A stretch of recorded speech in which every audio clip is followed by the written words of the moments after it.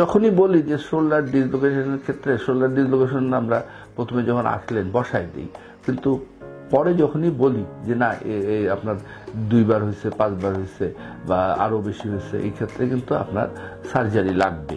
তো তখন বলি যে না অনেক সময় দেখা যায় যে আর্থ্রোস্কোপি দিয়েও এই সার্জারিটা করা যায়।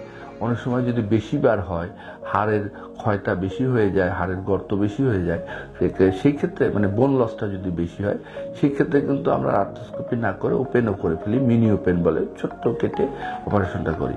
কিন্তু যখন শোল্ডার ডিসলোকেশন 2, 3, 5বার হয় এবং নির্দিষ্ট একটা মাত্রায় তার সমস্যা আছে, সেক্ষেত্রে কিন্তু আমরা শোল্ডারটা আর্থ্রোস্কোপির মাধ্যমে ভালো করে দিতে পারি। কারণ রোগীরা জিজ্ঞাসা করে যে আর্থ্রোস্কোপির মাধ্যমে এই জিনিসটা কিভাবে করবেন, তাদের উদ্দেশ্যে বলবো যে এই যে ভিতরে যে লিগামেন্টগুলি থাকে, আমরা কিন্তু এইটাকে রিপেয়ার করে দিই এবং সুচার অ্যাঙ্কর বলে একটা জিনিস পাওয়া যায়, এটা দিয়ে আমরা ওই লিগামেন্টগুলিকে ভালোভাবে রিপেয়ার করে দিই। পরে আর সেই জন্য এই জয়েন্টটা ছুটতে পারে না।